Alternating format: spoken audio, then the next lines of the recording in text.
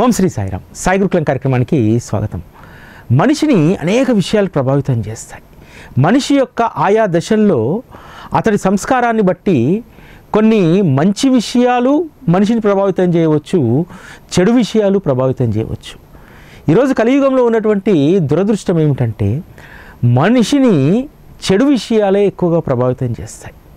అందుకనే ఈ కలియుగంలో మనిషిని సద్గురువు కనుక ప్రభావితం చేయగలిగితే అతన్ని ఏవి కూడా ఇక లోపరుచుకో, ఎటువైపు కూడా అతను వెళ్ళడు. అందుకనే మన జీవితాన్ని సద్గురువు ప్రభావితం చేయాలి. ఆ విధంగా మన భక్తి ఉండాలి. అటువంటి భక్తి మార్గంలో ప్రయాణించినప్పుడు ఖచ్చితంగా నీ జీవితాన్ని సద్గురువు ప్రభావితం చేస్తాడు. సద్గురువు ప్రభావిత జీవితాల్లో వాళ్ళ స్థితి ఎలా ఉంటుందంటే ఆయన ఒక్కరు చాలు, ఇంకా దేనిపైన అనురక్తి ప్రేమ ఉండాల్సినటువంటి అవసరం లేదనేటువంటి స్థితికి వస్తారు.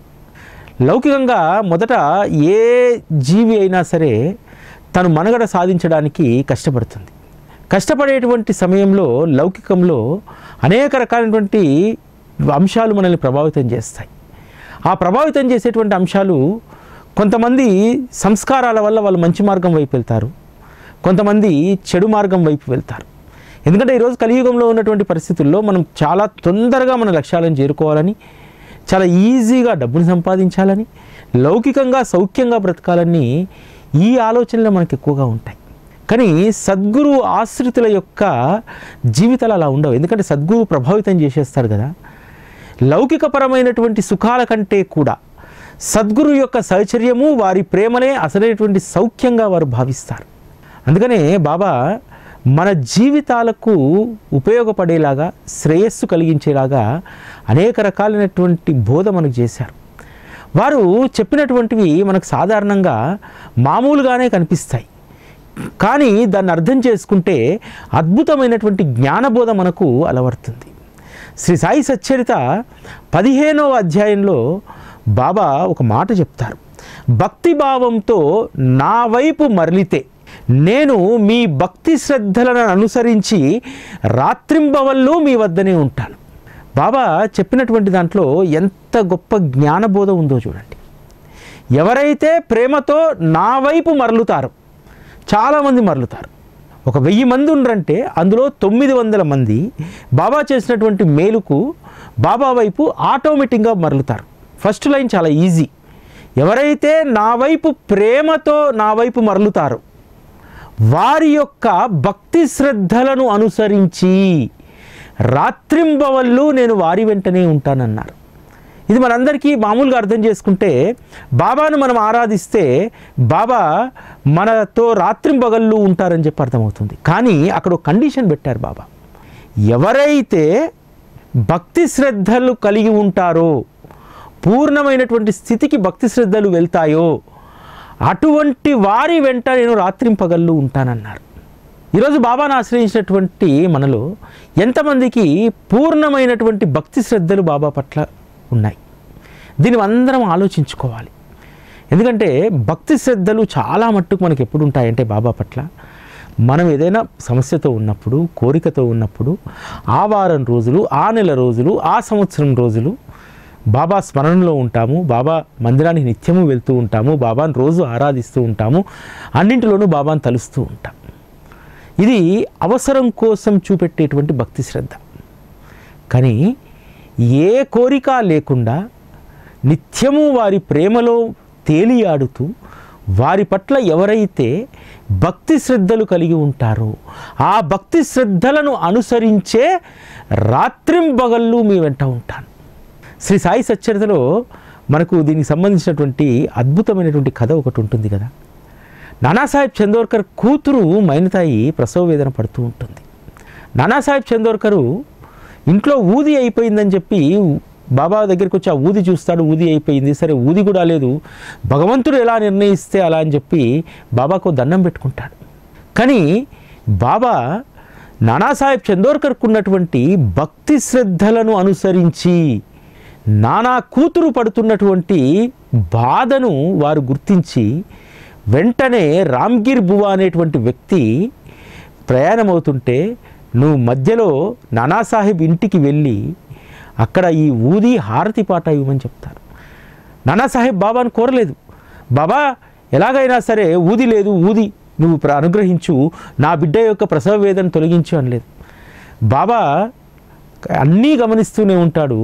ఖచ్చితంగా నా బిడ్డకు వేదన ఇప్పుడు పడవచ్చు, కానీ సుఖప్రసవం అవుతుందనేటువంటి స్థిర నిశ్చయంతో ఉంటాడు.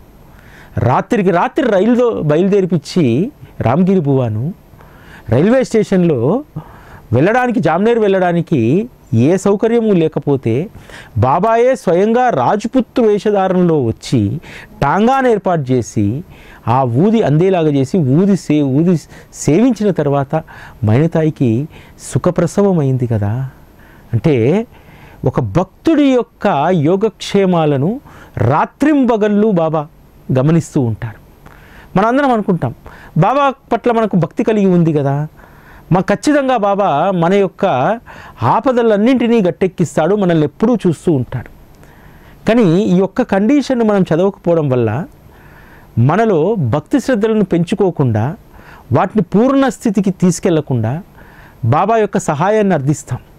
బాబా ఖచ్చితంగా చెప్పాడు ఇక్కడ, మీ భక్తి శ్రద్ధలను అనుసరించి, అంతే తప్ప నాకేదో 11 రూపాయలు దక్షిణ ఇచ్చావనో, ఏదో అన్నదానం చేయించావనో, అక్కడితో చేతులు దులుపుకున్నటువంటి వాళ్ళను నేను రాత్రింబగళ్ళు ఏం రక్షించననేటువంటి క్లారిటీ ఇక్కడ ఇచ్చారు. 15వ అధ్యాయము 66వ ఓవిలో ఉంటుంది. కాకపోతే చదువుకోండి మళ్ళొకసారి. మీ భక్తి శ్రద్ధలను అనుసరించే రాత్రింబగళ్ళు మీ వెంట ఉంటానంటారు. ఎందుకనంటే బాబా ఒకసారి మన జీవితంలోకి వచ్చిన తర్వాత వారు లేనటువంటి జీవితము ఎంత విలాసమైనా సరే అసలు అవి రుచించదు ఆ జీవితం మనకు. దాదాపు 10 సంవత్సరాల క్రితం సాయి టీవీ కొత్తగా ఆరంభమైనటువంటి సమయంలో ఒక 6 నెలలకో 8 నెలలకో ఒక ఆవిడ ఉప్పల్ నుంచి మన తార్నాక ఆఫీస్కి వచ్చింది. వచ్చి బాబా ముందు నిల్చొని కన్నీటి ధారతోటి నమస్కారం చేసుకుంటుంది. నాకు అర్థం కాలే, అడిగాను ఏమైందమ్మా. బాబా యొక్క ఎడబాటు ఎంత పెయిన్గా ఉంటుందో ఆ బాధను వర్ణించలేము నాయనా. నా కొడుకులు ఇద్దరూ కూడా ఎంతో కష్టపడి చదువుకొని అమెరికాకి వెళ్ళారు. మా వారు దాదాపు 15 సంవత్సరాల క్రితం చనిపోయారు. మా వాళ్ళు అమెరికాకు వెళ్ళి కూడా 10 ఏళ్ళు అవుతుంది. అందరూ స్థిరపడ్డారు, గృహప్రవేశాలకు రమ్మన్నారు, రాలేదు, అంతా సెటిల్ అయి ఉన్నారు. అమ్మా ఒక్కసారి వచ్చిపో అని చెప్పి 6 నెలల క్రితం నన్ను అమెరికాకు రప్పించుకున్నారు. 6 నెలలు ఉండాలన్నారు, 6 నెలలు వీసా ఉంటుందన్నారు. 6 నెలలు నేను పడ్డటువంటి నరకం నా ఇంట్లో లేని రోజు, పిల్లలకు ఉన్నటువంటి దాన్ని 3 పూటలకు సర్ది నేను 1 పూటనే తిన్నాను. ఆ రోజు బాధ అనుభవించలేదు. పిల్లల చదువు విషయంలో, పెళ్ళిళ్ళ విషయంలో, మా వారు గతించిన తర్వాత బిడ్డల భవిష్యత్తు ఏందని చెప్పి ఎప్పుడూ నేను దిగులు చెందలేదు. కానీ 6 నెలలు నేను నరకప్రాయం అనుభవించాను నాయన. అందరూ ఉన్నారు, మనవళ్ళు ఉన్నారు, మనవరాళ్ళు ఉన్నారు, కోడలుంది, కొడుకున్నాడు, కానీ సంతోషం లేదు. బాబా నాకు అక్కడ ఉన్నాడనేటువంటిది నాకు అనిపించలేదు అన్న. ఎందుకమ్మా బాబా విగ్రహంలోనే ఫోటోలోనే ఉంటారా అంటే, కాదు నాయనా, బాబా విగ్రహంలో ఫోటోలో ఉండడం కాదు, బాబా గురించి మాట్లాడే వాళ్ళు కావాలి, బాబా గురించి కలబోసుకునేటువంటి అనుభవాలు కలబోసుకునేటువంటి స్నేహితులు కావాలి. వారెవ్వరూ అక్కడ లేరు. వారెవరూ అక్కడ లేనప్పుడు నేను 6 నెలలు నరకాన్ని అనుభవించాను. ఎందుకంటే ఆ రోజుల్లో సోషల్ మీడియా ఇంత లేదు, యూట్యూబ్ లేదు, ఈ కథ లేదు, ఇవన్నీ ఏమీ లేవు. నిజానికి సాయి టీవీ వచ్చినటువంటి మొదటి సంవత్సరంలో సాయి టీవీ లైవ్ కూడా యూట్యూబ్లో లేదు. అటువంటి సందర్భంలో ఆమెకు బాబా చాలా దగ్గర అయ్యాడు సాయి టీవీ వచ్చిన తర్వాత. అంతేకాదు ఆమె పిల్లలందరూ అమెరికాకు పోయిన తర్వాత 10 సంవత్సరాల నుంచి ఆమె యొక్క దినచర్య ఏమిటంటే, ఉదయం సాయంత్రం దగ్గరలో ఉన్నటువంటి బాబా మందిరానికి వెళ్ళి అక్కడ కూర్చున్నటువంటి ఆ 4 సాయి బంధువులతో సత్సంగంలాగా మాట్లాడుకునేటువంటి అలవాటు ఉంది. అదే అంటుంది, అమెరికాకు వెళ్ళిన తర్వాత నా నోరు మూగబోయింది, మనస్సు మూగబోయింది, నా మనస్సులో బాబా తలంపు ఉందో లేదో నాకే తెలియకుండా పోయింది. కానీ బంధించబడ్డటువంటి పక్షికి స్వేచ్ఛ వచ్చినట్టు ఈరోజు నాకు స్వేచ్ఛ వచ్చింది నాయన. అందుకనే ఒక్కసారి వచ్చి నా అనుభవం ఇక్కడ చెప్పుకోవాలనుకున్నాను అని అంది. అంతే కదా, బాబా లేనటువంటి జీవితము మనం అస్సలు కూడా ఊహించలేం. ఒకసారి మన జీవితంలోకి ఆయన వచ్చిన తర్వాత ఆయన తలంపు లేనటువంటి, ఆయన ధ్యాస లేనటువంటి జీవితం వ్యర్థం. ఏ రోజైతే మనం బాబా స్మరణకు దూరంగా ఉంటామో శరీరం రుగ్మత వచ్చినటువంటి దానిలాగా మారిపోతుంది, మనస్సు అతలాకుతలమైపోతుంది. అందుకనే బాబా మార్గంలో ఉన్నటువంటి వారు కొన్ని గడియలు మాత్రమే బాబా స్మరణకు దూరంగా ఉండగలుగుతారు, అంతకుమించి ఉండలేరు. ఎందుకంటే అది లేకపోతే మనస్సు చాలా ఆందోళనగా మారుతుంది. ఇటువంటి భక్తి శ్రద్ధలు ఎవరికైతే ఉంటాయో అటువంటి వారిని రాత్రింబగళ్ళు రక్షిస్తూ ఉంటారు. బాబా చెప్పినటువంటి ప్రతి మాట కూడా మనలో జ్ఞానాన్ని వికసింపజేస్తుంది. ఎంత గొప్ప జ్ఞానాన్ని వికసింపజేస్తుందంటే, మీ హృదయంలో ఉన్న నన్ను నిత్యం మీరు ఆరాధించండి.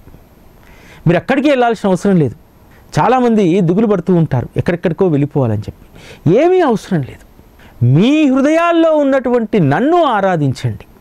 అందుకు సంబంధించినటువంటి అద్భుతమైనటువంటి నిదర్శనాన్ని మనకు రాధాకృష్ణ ఈ రూపంలో మన ముందు నిలబెట్టారు కదా. శ్రీ సాయి సచ్చరితలో ఉన్నటువంటి అనేక క్యారెక్టర్సు బాబా బోధకు నిదర్శనంగా మనము చదువుకునేటప్పుడు ప్రతి ఫార్ములాకు కూడా ఒక ఉదాహరణ ఉంటుంది. మనం చేసేటువంటి ప్రతి లెక్కకు కూడా, లెక్కల ఫార్ములాకు కూడా మనకు కొన్ని ఉదాహరణలు పక్కన ఇవ్వబడతాయి. ఆ విధంగా బాబా చెప్పినటువంటి ప్రతి వాక్కుకు కూడా ఒక భక్తుని నిదర్శనంగా చూపెడతారు మనకు. రాధాకృష్ణాయి వెళ్ళి పాదసేవ చేసిందా? బాబా ముందు కూర్చొని వారు మాట్లాడేటువంటి సంభాషణను వినుందా? లేదే. బాబాను తన హృదయంలో కొలువు చేసుకొని హృదయంలో బాబా చెప్పేటువంటి ప్రతి విషయాన్ని తను గ్రహించగలిగింది. లేకపోతే ద్వారకామయిలో నడుస్తున్నటువంటి నాటకమంతా ఆమెకెలా తెలుస్తుంది? రాధాకృష్ణాయి దగ్గరికి మధ్యాహ్నం హారతి కాగానే చాలామంది భక్తులు సాయంకాలం వెళ్ళి అక్కడ ఒక చిన్న సత్సంగంలాగా రేగే లాంటి వాళ్ళు, కాకాసాహెబ్ దీక్షిత్ లాంటి వాళ్ళు, వీళ్ళందరూ రాధాకృష్ణ ఇంటికి వెళ్ళేవారు. వెళ్తే రాధాకృష్ణాయి చెప్పేది, కాకా ఈరోజు మసీదులో భలే తమాషా జరిగింది కదా. శ్యామ తెలియక కాకాకు ఇతని యజమాని ఒక అతని చూపెట్టాడు కదా. కాకాకు వేరే యజమాని ఉన్నాడని చెప్పి బాబా అన్నాడు కదా. జనులం మనం నిజంగా ఎంత అమాయకులం కాక.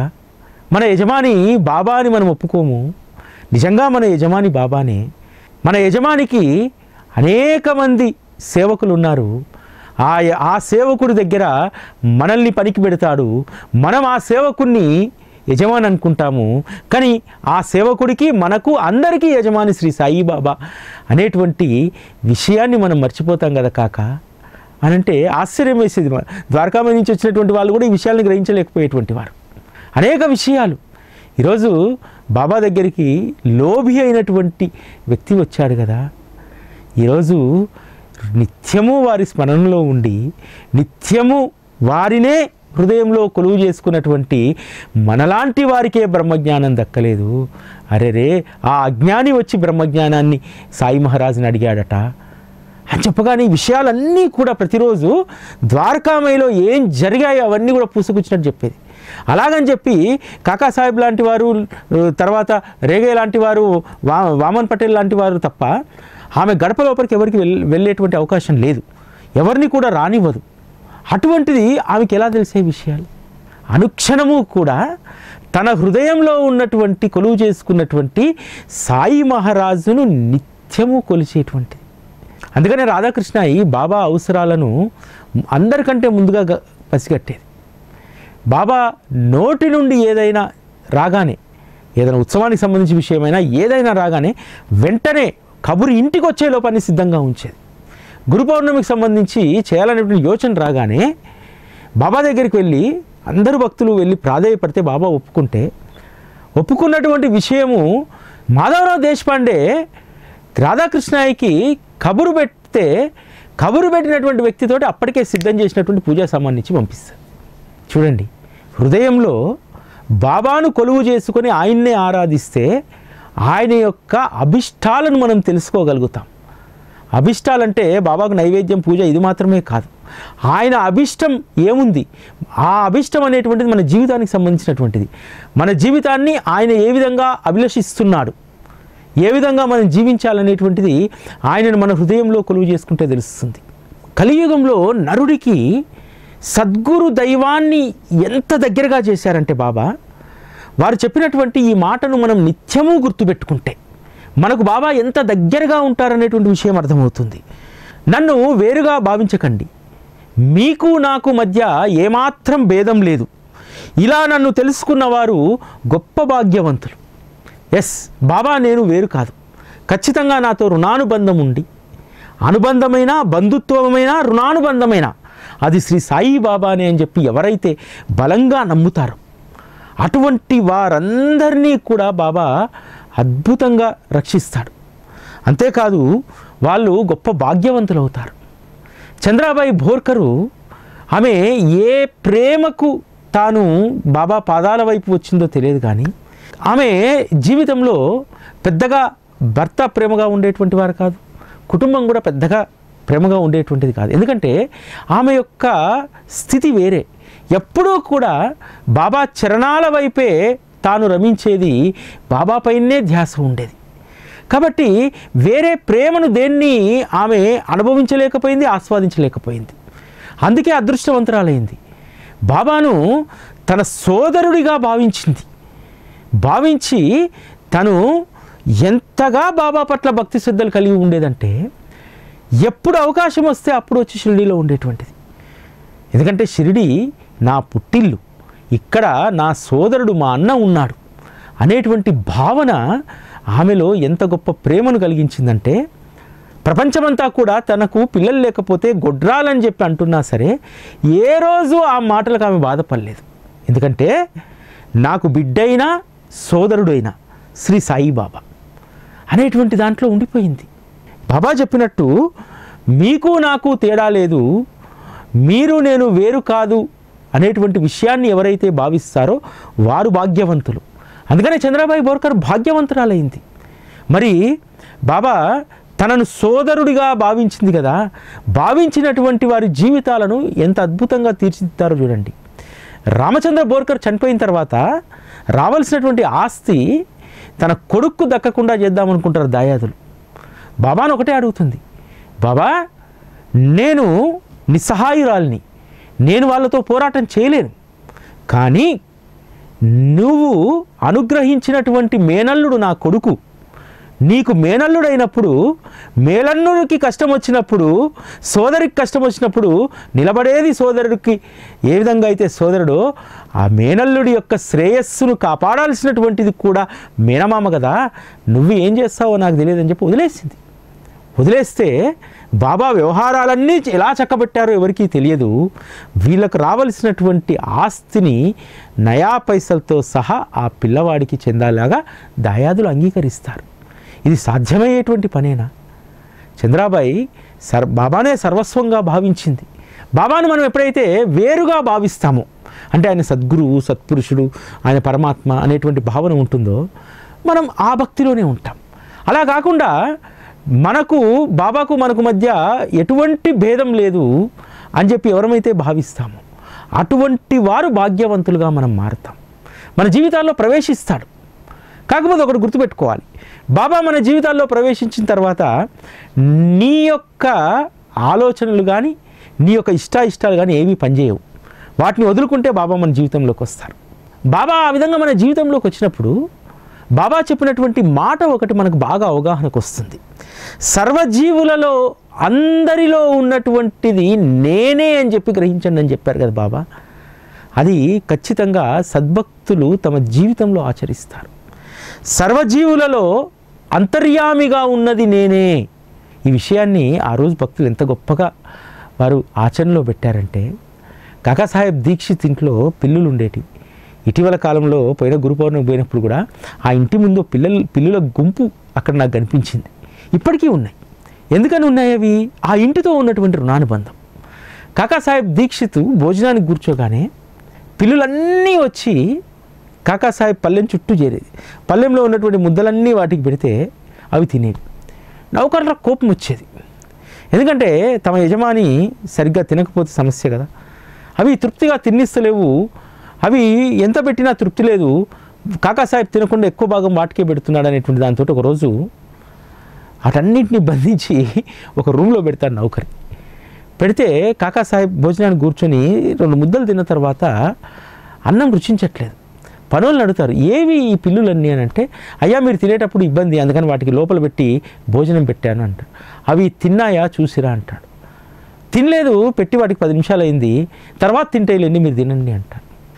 లేదు అవి తినవు, ఉపవాసంతో చస్తాయి అవి కాబట్టి వాటికి కూడా 4 పళ్ళాలు నా పక్కనే పెట్టి ఆ పళ్ళాలలో వడ్డించండి అని చెప్తే అవి గబాల్న ఉరికొచ్చేసి కాకాసాహెబ్ తొడలపైన ఒంటిపైన రక్కుతూ తమ వాదన చెప్పుకుంటూ ఉంటాయి. కాకాసాహెబ్ అనుకుంటాడు, సర్వజీవుల అంతర్యామి శ్రీ సాయిబాబా, మనం ఈ జీవులను బంధిస్తే ఆయన్ని బంధించినట్టే కదా అని చెప్పి నౌకలకు స్ట్రిక్ట్గా ఆర్డర్ వేసి నాతో పాటు వాటికి కూడా ఇక్కడే వరండాలోనే భోజనం పెట్టాలని చెప్పి రోజు అక్కడే భోజనం పెట్టిస్తాడు. ఇవన్నీ ఎలా అవగాహనకు వస్తాయి? మనకు బాబా పట్ల ఉన్నటువంటి భక్తి శ్రద్ధలను బట్టి ఇవన్నీ కూడా అవగాహనకు వస్తాయి. బాబా చెప్పినటువంటి ప్రతి మాట కూడా చాలా అమూల్యమైనటువంటివి.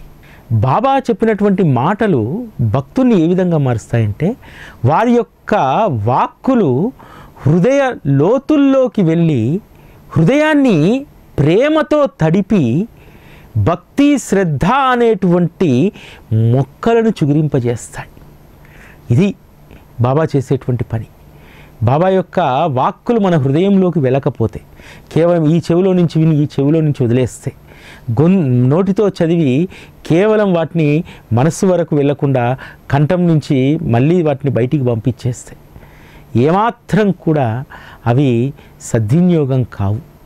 ఎవరమైతే బాబా యొక్క వాక్కులను హృదయంలో నింపుకుంటామో అప్పుడు మన హృదయం ప్రేమ అనేటువంటి తడితో తడిసి అది మడిగా మారుతుంది. ఆ మడిగా మారినటువంటి హృదయంలో ప్రేమ కుసుమాలు వికసిస్తాయి. అవే బాబా పట్ల భక్తి శ్రద్ధలను పెంపొందింపజేస్తాయి. ఇటువంటి గొప్ప ఉపకారాన్ని బాబా మనకు చేస్తారు. అందువల్లనే ఈరోజు మనందరము కూడా ఇతరుల కంటే భిన్నంగా కొంతనైనా శాంతిని సౌఖ్యాన్ని పొందగలిగామంటే బాబా యొక్క వాక్కులు నిత్యము మనకు స్మరణకు రావడం, వాటిని శ్రవణం చేయడం వల్ల మాత్రమే ఇది మనకు కలిగింది. బాబా చెప్పినటువంటి ఇంకొక మాట మనం జీవితాల్లో మనం దాన్ని ఆచరణలో పెట్టగలిగితే బాబాలో మనం సంపూర్ణంగా లీనం కాగలుగుతాం. ఎవరైతే తమ ప్రేమ లక్ష్యంగా నన్నే చేసుకుంటారో వారు నది సముద్రంలో కలిసినట్టు వారు నాలో లీనమైపోతారు. ఎంత గొప్ప మాట కదా! ఎవరమైతే మనము మన ప్రేమ లక్ష్యం శ్రీ సాయిబాబా అయినప్పుడు ఖచ్చితంగా మనం వారిలో లీనమైపోతామట. ఎందుకంటే మనం సమాజంలో కుటుంబంలో కూడా రకరకాలైనటువంటి ప్రేమల కోసం పాకులాడుతూ ఉంటాం. అది ఎంత పాకులాడినా అవి అతుక్కోవు. కానీ బాబా కోసము అప్రయత్నంగా ఉన్నా సరే ఆయన పట్ల ఒక్కసారి ప్రేమ కలిగిందా, ఆ ప్రేమ తాడు గట్టిగా పెనవేసినట్టు మనల్ని ఆయన ప్రేమతో మన ప్రేమ పెనవేయబడి ఎప్పుడూ కూడా తెగని బంధంగా ఆయనతో ఉంటుంది. కాబట్టి అటువంటి వాళ్ళందరము కూడా బాబానే మన ప్రేమకు లక్ష్యంగా బాబాని ఎంచుకుంటే మనము రకరకాలైనటువంటి ప్రేమని చూస్తాం. వివాహం అయిన తర్వాత భార్య పైన భర్తకు, భర్త పైన భార్యకు ప్రేమకు లక్ష్యాలు ఉంటాయి. తర్వాత పిల్లలు పుట్టిన తర్వాత పిల్లలపైనే తమ లక్ష్యం ఉంటుంది ప్రేమ. ఆ తర్వాత బంధువుల పట్ల, తల్లిదండ్రుల పట్ల రకరకాల స్థాయిలో మన ప్రేమ లక్ష్యం వేరే ఉంటుంది. నేను ఈ విధంగా ఉంటే నా తండ్రికి నచ్చుతాను, నేను ఈ విధంగా ఉంటే నా భర్తకు నచ్చుతాను, నేను ఈ విధంగా ఉంటే నా తల్లికి నచ్చుతాను అనేటువంటి దానికోసము వారి ప్రేమను పొందడానికి ఆ విధంగా మన లక్ష్యాలు ఉంటాయి. కానీ ఎవరైతే బాబా ప్రేమ పొందాలనేటువంటి లక్ష్యాన్ని పెట్టుకుంటారో అటువంటి వారు సంపూర్ణంగా వారిలో లీనమైపోతారు. ఒకసారి నది సముద్రంలో కలిసిన తర్వాత తిరిగి దాన్ని వేరు చేయలేం. ఆ విధంగా మనం ఎవరమైతే బాబా ప్రేమను పెనవేసుకొని ఉంటామో ఇక ఆయన నుంచి మనం వేరు చేయబడం. ఈరోజు కొన్ని లక్షల మంది అనుభవం ఇది. ఈరోజు బాబాలో లీనమైనటువంటి మనం వెనక్కి రాగలుగుతామా అనేటువంటి దాన్ని మనం బాగా గుర్తుపెట్టుకోవాలి. రావడానికి అసలు ప్రయత్నం కూడా చెయ్యం, ఆ ఆలోచనే రాదు. అంతగా మనం బాబాలో లీనమైపోతాం. మరి ఇంత అనుభవాలు కలగడానికి ఏమిటి? మనకు బాబా ఇచ్చినటువంటి ఏదో చేసినటువంటి లీలన, కొడుకు అనుగ్రహిస్తేనా, ఉద్యోగం అనుగ్రహిస్తేనా, ఎలా ఇంత గొప్ప ప్రేమను మనం పొందగలిగాం? దీంతన్నింటికీ అల్టిమేట్ గురు కథాశ్రవణం, గురు కథా మహిమ. చాతక పక్షి ఎప్పుడూ కూడా మేఘం వైపు చూస్తూ ఉంటుంది, మేఘం ఎప్పుడు వర్షిస్తుందా అని చెప్పి. ఆ విధంగా చాతక పక్షి యొక్క తృష్ణను, దాహాన్ని తీర్చడానికి మేఘం ధారాళంగా వర్షిస్తుంది. దానివల్ల చాతక పక్షి తీసుకునేటువంటి నీరు కొద్దిదే, కానీ మేఘం వర్షించడం వల్ల భూమి తడుస్తుంది, ప్రకృతి విరబూస్తుంది, అనేక ప్రయోజనాలు మేఘం వర్షించడం వల్ల జరుగుతాయి. ఆ విధంగా శ్రీ సాయి సచ్చరితలో ఆ రోజు భక్తులకు బాబా చూపెట్టినటువంటి ప్రేమ, కృప, కరుణ అనేటువంటి దాంతో ఆ రోజు వారు దాహంతో ఉన్నటువంటి వారు వారి దాహాన్ని తీర్చుకున్నారు. కానీ మేఘం వర్షిస్తే కేవలం చాతక పక్షి దాహం మాత్రమే తీరదు, ఈ ప్రకృతిలో బ్రతికేటువంటి జీవుల యొక్క అందరి దాహం తీరినట్టు, అందరి అవసరాలు తీరినట్టు శ్రీ సాయి సచ్చరిత ద్వారా ఆ రోజు భక్తులకు చేసినటువంటి బోధ అది కేవలం వారికి మాత్రమే కాదు. గురువు వర్షించే మేఘం లాంటి వారు అంటారు కదా, వారు శ్రీ సాయి సచ్చరిత ద్వారా వర్షించినటువంటి ధార ఇప్పటికీ కూడా అది నిరాటంకంగా అది కురుస్తూనే ఉంది ఆకాశం నుండి. మనం దాన్ని దోసితో పట్టి తాగుతూనే ఉన్నాం. కాబట్టి ఈరోజు మనం సద్గురు మార్గంలో ఉన్నటువంటి మనందరము కూడా అదృష్టవంతులము. ఇది ఈరోజు సాయి గురుకులం. మళ్ళీ రేపటి కార్యక్రమంలో కలుసుకుందాం. అప్పటివరకు సెలవు. నమస్కారం.